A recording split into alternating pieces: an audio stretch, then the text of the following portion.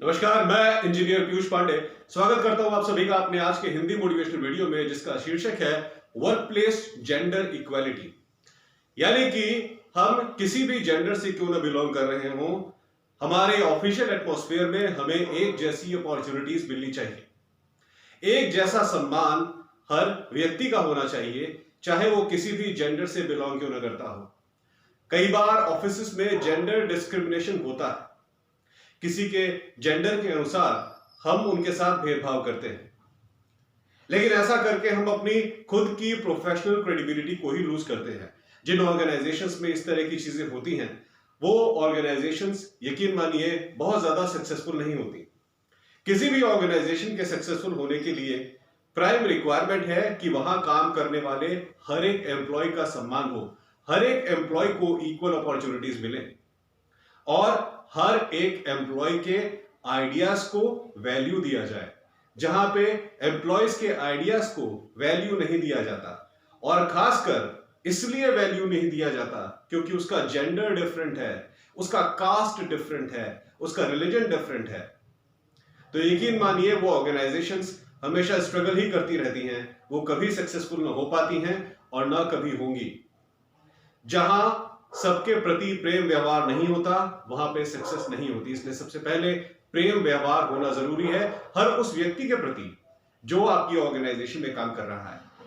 यहां कुछ क्रूशियल नियम हैं जो मैं जरूर चाहूंगा कि आप इन पे ध्यान दें।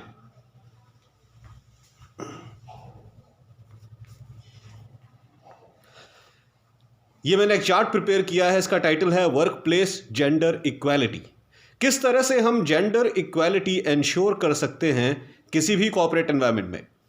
यहां पे पहला सेंटेंस है, give equal speaking opportunities during meetings. अब कॉर्पोरेट सेक्टर में मीटिंग्स करना बहुत ज़्यादा क्रूशियल है। किसी भी प्रोजेक्ट को लेके जो हम नया प्रोजेक्ट स्टार्ट करने वाले हैं, या ऑर्गेनाइजेशन कोई भी प्रॉब्लम फेस कर रही है, तो उसका समाधान प्राप्त करने के लिए डिफरेंट एम्प्लॉयज़ के साथ मीटिंग्स ऑर्गेनाइज कराई जाती हैं। जब तक हम हर एम्प्लॉय, हर पार्टिसिपेटिंग एम्प्लॉय का आइडिया लेने के लिए तैयार नहीं है, तब तक मीटिंग की सक्सेस को इंश्योर नहीं किया जा सकता। इसलिए जो भी पार्टिसिपेटिंग मेंबर्स आपको राय देना चाहते हैं, ऐसा एटमॉस्फेयर बनाइए कि खुल के वो अपने मन की बात कह सके, क्योंकि एम्प्लॉयज़ के आइडियाज़ के दम पर ही ऑर्गेनाइजेशन चलती है। और यहाँ कोई gender based inequality, sex based inequality नहीं होनी चाहिए।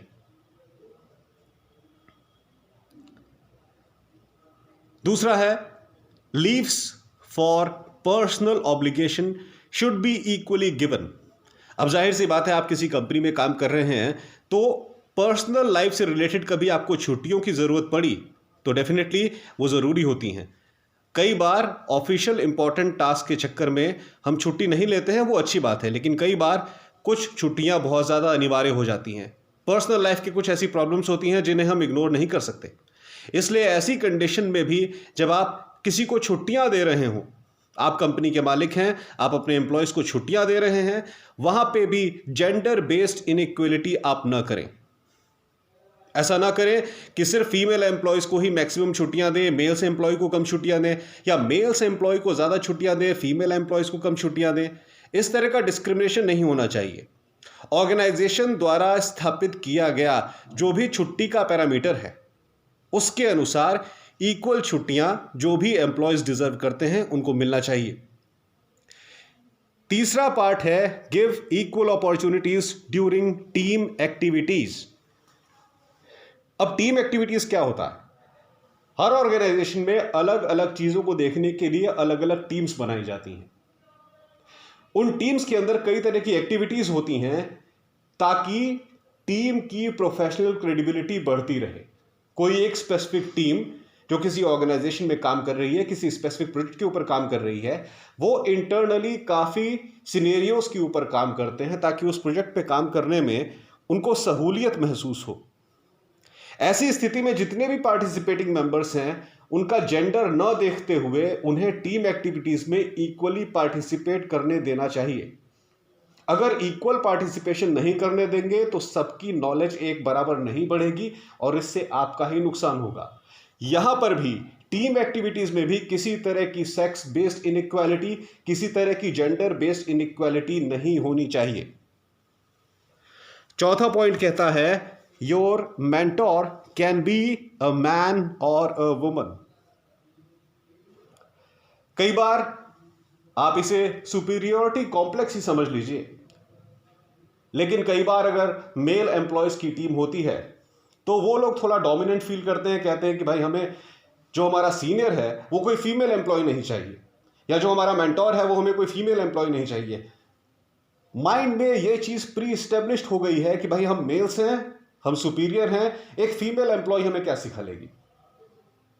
इस तरह की फीलिंग मेल एम्प्लॉयज में कॉर्पोरेट सेक्टर में अक्सर होती है। ये कॉर्पोरेट सेक्टर का फैक्ट है। कई बार जब केवल मेल एम्प्लॉयज की टीम हो और उन्हें लीड कोई फीमेल एम्प्लॉय कर रही हो तो हमेशा कोई ना कोई डाउट पार्टिसिपेटिंग मेंबर्स में रहता है कि शायद ये हमें प्रॉपरली लीड ना कर पाए, या हम इसके अंडर काम नहीं करेंगे, ये तो फीमेल है। और मैं सिर्फ मेल्स की बात नहीं कर रहा, अगर फीमेल एम्प्लॉयज भी किसी ऑर्गेनाइजेशन में किसी टीम में काम कर रही हैं, उनका बॉस अचानक किसी मेल एम्प्लॉय को बना दिया जाता है, उनका मेंटोर किसी मेल एम्प्लॉय को बना दिया जाता है, तो कहीं ना कहीं कोई हेजिटेशन रहती है। यह हेजिटेशन नहीं होनी चाहिए, क्योंकि यहां पे बात इसकी नहीं है कि कौन सा व्यक्ति आपका मेंटोर है। बात यह है कि जिस व्यक्ति को मेंटोर बनाया गया है उसे उसकी स्पेसिफिक क्रेडिबिलिटी को देखते हुए बनाया गया है। कंपनी जानती है कि वही एक ऐसा व्यक्ति है जो आपको बेहतर तरीके से चीजों को समझा सकता है, और इसीलिए कंपनी ने उसे आपका मेंटोर बनाया है। इसलिए इस चीज को एक्सेप्ट करिए, यहां पे भी जेंडर बेस्ड डिस्क्रिमिनेशन नहीं होना चाहिए। पांचवा पॉइंट कहता है अनबायस्ड रिक्रूटमेंट प्रोसेस। जब हम किसी को हायर कर रहे होते हैं तो हायरिंग के टाइम पे पहली रिक्वायरमेंट क्या होती है कि जिस तरह की क्वालिफिकेशन का व्यक्ति हमें चाहिए उस तरह का क्वालिफिकेशन का व्यक्ति होना चाहिए, उस व्यक्ति की उस प्रकार की क्वालिफिकेशन होनी चाहिए जो हमारी इंडस्ट्री डिमांड कर रही है। अब रिक्रूटमेंट प्रोसेस के दौरान भी हम इस बात के ऊपर ध्यान न दें कि मेल्स कैंडिडेट हम ज़्यादा हायर कर रहे हैं या फीमेल कैंडिडेट हम ज़्यादा हायर कर रहे हैं या थर्ड जेंडर कैंडिडेट हम ज़्यादा हायर कर रहे हैं। हम किसे हायर करते हैं ये उसकी नॉलेज स्पेसिफिक होती है। नॉलेज स्पेसिफिक चीज़ के ऊपर डिसाइड किया जाता है कि किसे हायर करना है, किसे नहीं हायर करना है। उसने जो बायोडेटा अपना सबमिट किया हुआ है उस बायोडेटा में उसने अपने क्या क्या क्रेडेंशियल्स रखे हुए हैं, उसने कितनी डिग्रीज करी हैं, क्या उसकी मास्टर डिग्री की क्वालिफिकेशन है, कितनी इंडस्ट्री रिलेवेंट सर्टिफिकेशंस उसने करी हुई हैं, इसके ऊपर डिसाइड होना चाहिए कि उस व्यक्ति को हमें हायर करना है या नहीं। हायरिंग करने का क्राइटेरिया ये नहीं होना चाहिए कि वो मेल है या फीमेल है या थर्ड जेंडर से बिलोंग करता है। कई बार रिक्रूटमेंट प्रोसेस के दौरान भी ये चीज़ें हो जाती हैं, रिक्रूटर्स ये गलतियां कर देते हैं, प्रेफरेंस दे देते हैं या तो मेल्स को या तो फीमेल्स को। ये चीज़ नहीं होनी चाहिए, क्योंकि बात यहाँ मेल और फीमेल की नहीं है, बात यहाँ इस चीज़ की है कि सामने वाला व्यक्ति क्या वो क्वालिफिकेशन डिजर्व करता है, जो क्वालिफिकेशन उस पोजीशन के लिए चाहिए जिसके लिए आप हायर कर रहे हैं। अगर वो व्यक्ति वो क्वालिफिकेशन रखता है तो उसको हायर करिए, इर्रेस्पेक्टिव ऑफ उसका जेंडर क्या है, mail female third gender anything. Important ये सब चीज़ें नहीं है, इंपॉर्टेंट उसकी क्वालिफिकेशन है। छठा पॉइंट कहता है sexual harassment of any kind should lead to job termination. Ladies and gentleman, ये बात कहने में भी मुझे बिल्कुल संकोच नहीं है कि sexual harassment is a part of corporate sector. Corporate sector में सेक्सुअल हरासमेंट होता है, 100% होता है। लेकिन अगर इस तरह की चीजें होती हैं तो जो भी व्यक्ति उस कॉर्पोरेट सेक्टर को मॉनिटर कर रहा है, जो उसका मालिक है, उसका ओनर है, उसको इस चीज़ पे खास ध्यान देना है कि इस तरह की एक्टिविटीज़ ना हो। और अगर पहला केस भी रजिस्टर किया जाए इस तरह की एक्टिविटी का, उसके बिहाफ पे उन एम्प्लॉयज़ को कंपनी से तुरंत निकाल दिया जाए। इससे कोई फर्क नहीं पड़ता कि वो कितने इंपॉर्टेंट प्रोजेक्ट पे काम कर रहे हैं या कितनी क्रूशियल पोजीशन होल्ड करते हैं कंपनी के अंदर। एक सिंगल केस भी रजिस्टर हुआ सेक्सुअल हरासमेंट का, उस व्यक्ति को निकालिए, उसको कैरेक्टरलेस व्यक्ति का सर्टिफिकेट देके निकालिए, स्ट्रेट अवे निकालिए। पूरी दुनिया में आपकी कंपनी जहां पे भी है, जीवन भर वो व्यक्ति उस कंपनी में कभी काम नहीं कर पाए। ऐसा सर्टिफिकेट, ऐसा कैरेक्टरलेस सर्टिफिकेट बना के उस व्यक्ति को निकालिए धक्के देके बाहर कंपनी से। यह शब्द मैं दोबारा रिपीट करना चाहूंगा, ऐसे व्यक्ति को कैरेक्टरलेस सर्टिफिकेट देकर, धक्के देकर निकालिए कंपनी से।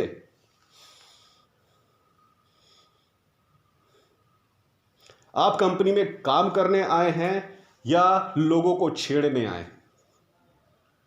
सबसे पहले यह बात हर एम्प्लॉयज को अपने दिमाग में पहले से सोच के रखनी चाहिए। आप एक क्वालिफाइड व्यक्ति हैं, क्वालिफिकेशन गेन करने के बाद आप किसी कंपनी में इंटरव्यू देने गए, वहां आपने अच्छा परफॉर्म किया, इसीलिए आप उस कंपनी के लिए सिलेक्ट हुए, और वहां जाकर काम करने के बजाय आप लड़कों को, लड़कियों को, दूसरे लोगों को छेड़ रहे हैं। क्या आप छेड़ने के लिए कंपनी ज्वाइन किए थे या काम करने के लिए कंपनी ज्वाइन किए थे? पहले खुद से यह सवाल पूछिए। इस तरह का कोई भी केस, सेक्सुअल हरासमेंट का कोई भी केस रजिस्टर होता है, इमीडिएट टर्मिनेशन होना चाहिए हर हाल में, दूसरा कोई इलाज नहीं है। दोबारा से ये चीजें मैं आप लोगों के सामने रखना चाहूंगा शॉर्ट में। पहली चीज, वर्कप्लेस जेंडर इक्वालिटी को एंश्योर करने के लिए इक्वल स्पीकिंग अपॉर्चुनिटीज हर व्यक्ति को मिलनी चाहिए, male, female, third gender, organisations द्वारा कंडक्ट की गई मीटिंग्स के दौरान और क्रूशियल इवेंट्स के दौरान। दूसरी चीज, लीव जो है वो स्पेसिफिकली इस बात के ऊपर देनी चाहिए कि सामने वाले व्यक्ति का कंसर्न क्या है। इस हिसाब से नहीं देनी चाहिए कि आप फीमेल्स को ज़्यादा प्रमोट कर रहे हैं, मेल्स को ज़्यादा प्रमोट कर रहे हैं। ये क्राइटेरिया नहीं होना चाहिए छुट्टियां देने का। तीसरी चीज़ होती है give equal opportunities during team activities. Team activities में इक्वल अपॉर्चुनिटीज़ दीजिए हर तरह के जेंडर के व्यक्ति को, ताकि वो अपने आइडियाज़ शेयर कर सके। हो सकता है उसके आइडियाज़ कंपनी के लिए वैल्यूएबल साबित हों। चौथा पॉइंट कहता है कि your mentor can be a man और वुमन। किसी भी व्यक्ति का मेंटोर डिसाइड करते वक्त यह नहीं देखना है कि वो मेंटोर किस सेक्स से बिलोंग करता है, यह देखना है कि क्या वो मेंटोर वो कैपेसिटी रखता है कि अपने अंडर काम करने वाले ट्रेनीज को प्रॉपर ट्रेन कर सके। पांचवा पॉइंट कहता है अनबायस्ड रिक्रूटमेंट प्रोसेस। किसी व्यक्ति को सेलेक्ट करते समय भी उसके जेंडर के ऊपर ध्यान न दें, इस पे ध्यान दें कि जिस तरह की क्वालिफिकेशन का व्यक्ति आपकी कंपनी डिजायर कर रही है, क्या वो व्यक्ति वो क्वालिटीज रखता है। और छठा पॉइंट कहता है कि sexual harassment of any kind should lead to termination. किसी भी तरह की सेक्सुअल हरासमेंट की एक्टिविटी अगर कंपनी में नजर आती है, उस व्यक्ति को तुरंत निकालिए। चाहे वो सेक्सुअल हरासमेंट कोई भी कर रहा हो, मेल, फीमेल, थर्ड जेंडर, कोई फर्क नहीं पड़ता। किसी की रेस्पेक्ट पे जब बात आती है, किसी की डिग्निटी पे जब बात आती है, तो बेहतर है कि आप डिग्निटी खराब करने वाले लोगों को निकाल दीजिए, क्योंकि ऐसे लोगों का वैसे भी काम में ध्यान नहीं है, दूसरी चीजों में ज्यादा ध्यान है।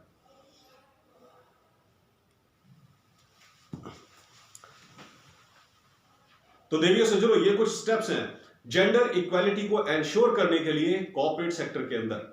अगर आप ये स्टेप्स थॉरली फॉलो करते हैं तो डेफिनेटली यकीन मानिए आपकी इंडस्ट्री बहुत ही जल्द टॉप की इंडस्ट्री होगी, not only in terms of technical growth, not only in terms of corporate growth, but also in terms of ethics and moral values.